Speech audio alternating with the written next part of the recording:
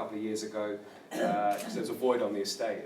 We needed to get businesses together, needed to get representation, needed to talk to public bodies. And as you've seen with the advent of the OPDC over the last year, there's a lot going on in Park Royal.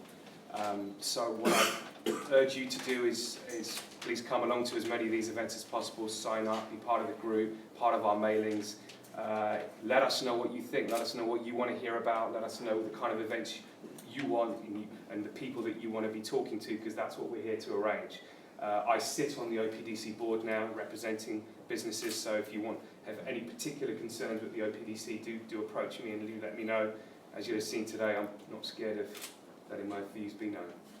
I'm going to hand over to Victoria now, who is the Chief Executive of the OPDC, and she's going to say a few words. Thank you. Thank you very much, Rahul. Yes, and I am going to say just a few words because I know that you're all incredibly busy people, and you won't be surprised to hear that we're quite busy too. 7 days, 8 days into a new mayoral term.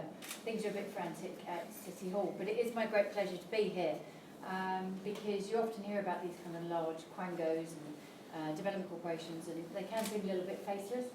So it's a real great opportunity for me to be here to actually meet with local businesses today, put a face to the corporation. And just a bit of background, I've worked for Mayor of London for 14 years, and my background's in transport planning, and I moved across to set up this corporation. To basically get the very best out of this significant investment that government are making into your local area. So firstly, thank you very much to Rahul, and congratulations to Park Royal Business Group and West London Business for your second infrastructure summit. Infrastructure is very much one of those kind of real buzzwords at the moment in central, local, regional government. So it's great to have a packed room here, and for anyone who says local business don't engage, just look at the room today. So obviously, what we're talking about in the Development Corporation is a very long-term project, 30 to 40 years. There are no quick fixes, but I've heard a couple of comments made about time. There is actually time to get it right on this project because the station doesn't open for 10 years. I know you had HS2 here earlier, and we're not going to see major development happening until the early 2020s. We will see some early delivery of homes around Old Oak, but we certainly won't see the big figures that you may have heard quoted. 25,500 homes. They don't come until the mid-2020s. And you don't have to look very far across London for other regeneration projects where they haven't quite got it right. I won't name it specifically, but a large power station on the south side of the River Thames, for example, where they're now sort of scrabbling around and trying to put back into place things that probably should have been sorted out from the outset. So we've got a golden opportunity to do it right from the start. What's the corporation doing about it? Well, we're not just coming up with strategies and plans, we're actually putting some real muscle power into this. So I think you heard from our infrastructure sponsor, Alan Williamson, he was here earlier. Now he comes with real pedigree. He sorted out the infrastructure that was required for the Olympic site. He's just come off the Crossrail project, and he is helping to advise us on what the strategy looks like, the engagement with UKPN, with Thames Water, many of the organisations that have been in the room today, so that we can map out what we need, and it is quite scary when you see it compared to the other three rather large projects in West London that Old Oak does actually need quite a bit, but it's not just about the housing, it's about HS2 itself. And just focusing a little bit on HS2, you may hear a lot about the station and super hub, and it's helpful just to reflect on what that actually means in real terms. And what it means is over £1 billion worth of investment the government is making in the station alone. It will be the largest new build station for over a century, and it's coming right on your doorstep. The station box alone is 1 kilometre long, and the cost of it is more than the entire Northern Line extension. So to get that sort of investment coming into from central government, sort of on your doorstep, the previous mayor, the current mayor, are very keen that businesses benefit from the opportunities that will come from that. So it's no good sort of a station opening in 10 years' time and sort of being able to look at it but not being able to grow. And getting the infrastructure planning right is very much part of enabling you to grow. If you want to grow, you've got to have your power, you've got to have your broadband, you've got to have other types of connectivity that we're just starting to get our heads around.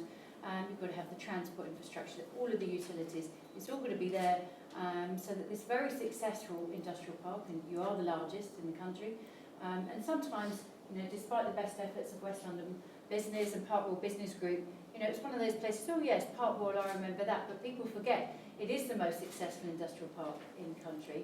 And, you know, there's an opportunity here to really sort of up the game in terms of getting the investment in, so that business can benefit from the significant government investment in the transport infrastructure.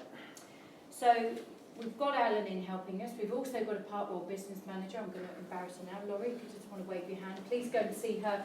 If you'd like more information about the door knocking that's going on at the moment, she's got a team of people going out and speaking to businesses to try and understand what are the immediate priorities and where are those pinch points.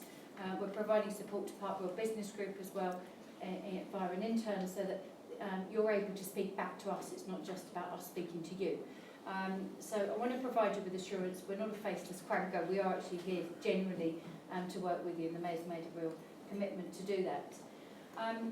None of this is going to be easy, of course it's not, but we do have the benefit of the Olympic site and other big region projects, and we have the benefit of the fact that UK can actually deliver really good infrastructure, so let's try and get it right here. And of course this is all against the backdrop of the fact that, you know, whether we like it or not, the population is growing faster than anyone had envisaged in London, and you know, we're going to be up sort of mega city status a lot sooner, 10 million a lot sooner than anybody had previously envisaged, and this is a great opportunity for business, of course it is.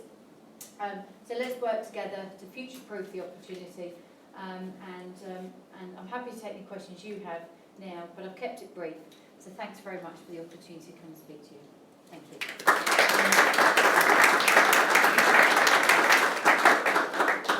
Any burning questions for Victoria before we go on? I'm sure there's probably hopefully still an opportunity to get some coffee and have a chat before we head off.